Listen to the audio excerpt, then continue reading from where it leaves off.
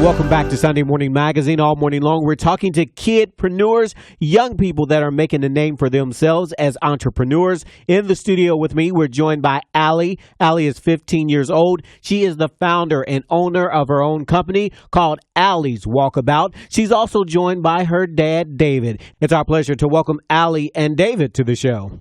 Hi. So, Allie, tell us about your business, Allie's Walkabout. Tell me about the services you provide. All right. Well, we're Northern Kentucky's pet sitter, and we are centered in Villa Hills. It's in my home.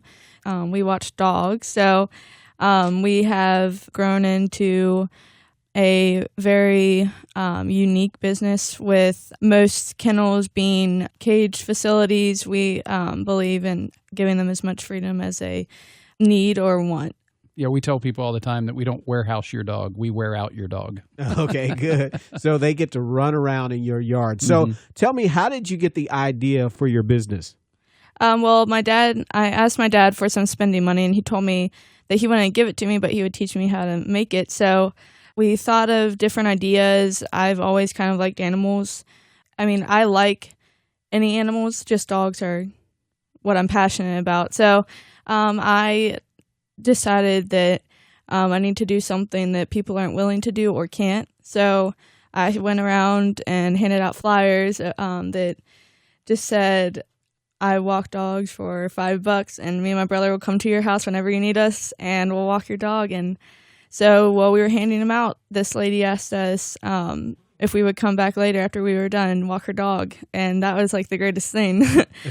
We came home, and me and Simeon got to split the $5, and we went up to the mare stop, got some candy, and so we kept calling her, and we would ask her if we could come walk Cody. So, Dad, this is not your mom or pop walk your dog kind of business. You know, many people may be thinking this morning, oh, this is so cute. She has this little small business and she just walks dogs. Right. But this is actually a business. Yeah, absolutely. We're in the process now. We're working with a real estate agent, Ken Holiday of Huff Realty, trying to help us find a commercial facility. But we're not going to lose what we built as far as home care. We're still going to have, we tell people all the time, dogs have as much freedom as their behavior affords them. So if they're getting along with other dogs, then they'll be out like a pet. And we'll run the same sort of operation from a commercial facility whenever we land that plane. Okay. So it started off as a home-based business. Now you're looking to expand. Right. You guys have a website. Yep. Mm-hmm. Okay. So tell me about this growth. What has that been like for you guys? The growth has been exponential because our clients have been so amazing. They tell their friends about it. Now, one of the businesses that I have is digital and online media.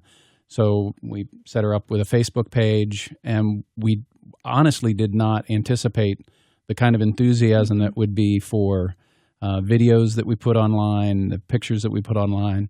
And the common thread that we hear from customers is, I was so reassured when I saw my dog Angel on your Facebook page to know that she was okay. And I think that's led to a lot of it, because there's a lot of great facilities, regardless of the manner of care that they give, as far as whether they're in kennels all day or not. They're good people and they take really good care of dogs. But when you can add to that the freedom of moving around and being with other dogs, I mean, they're pack animals. They like being together. And so managing the growth has been difficult because it's really just our family. Okay. And occasionally she has a couple of friends that'll come over and stay Friday night and work Saturday with us because, we have extra dogs that need to be tended to. Okay. So what do you think has been the key to your success, Allie? Okay. I've got to admit that I think my dad, he's good with like the whole business idea and I have I can have a bunch of ideas, but he helps me like level them out and like make them into one thing that will actually work and is reasonable. So I definitely think my dad and my brother and my sister, they do all the same amount of work as I do. They had to suffer through some of the times that they couldn't get out of the house because they had to help with my business. And then definitely my mom, just because she takes care of all, just the overhead of everything. She's the duct tape that holds it all together. Yeah. Okay. Is it difficult for you to kind of juggle the work that you do with your company and schoolwork and friends and after school activities? Is there such thing for you now? Oh, very little.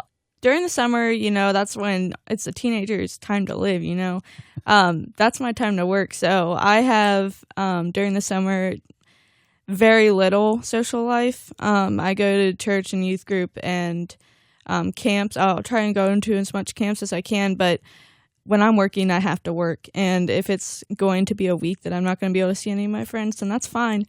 But during the school year, I'm actually homeschooled, so that helps a little with my time. But I do go to PEP, which is a college preparation school, 2 days a week. So that adds on a lot, but I am still able to manage to hang out with my friends and do a lot more than I could during the summer. and her mom and I try to protect that time for her.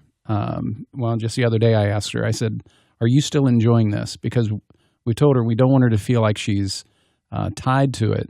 If there at some point she loses that spark for it, that's okay. She's not going to hurt our feelings. And we try to guard the fact that she's a 15-year-old girl. So we try to give her times to go have slumber parties with her friends and go out to concerts and things like that. Okay. So I talked about this not being your mom and pop kind of business. Mm-hmm. This is a full-grown business. Mm-hmm. Without giving away numbers, right? Give me an idea how successful this business has become financially for you guys. It's grown beyond what we ever really fully imagined. At first, it was a 9-year-old girl that wanted some spending money, and it worked out great. And then about the third year, it blew up, and we couldn't believe it. And it's consistently done that. We doubled that particular year from the previous year. We doubled the fifth year over the fourth year, and we doubled the sixth year over the fifth year. And that's when we realized we need to move it out of the house. It's been very successful for her, and we run it like a business. So we don't. It's not like she experiences every dollar that comes through as if it were just spending money. Mm-hmm. We have a budget for the business. Okay, good. And that's a good point. Now, Allie, she owns her own business, and she probably can afford a little bit more than what the average teenager could afford. How do you keep her grounded, on task, and financially responsible? Poop scooping keeps you grounded. And but beyond that, she's a business owner. And so we design this around like every other business owner, you don't keep the gross revenue that comes in the door. You work off of a net income base, and typically in a business, you draw a salary. So she draws a salary out of her business. Her brother, her sister get paid an hourly wage for working, and then all the expenses that go along with the business, she has to pay. So her business buys. I mean, I wish we'd invested in paper towels when we started this thing.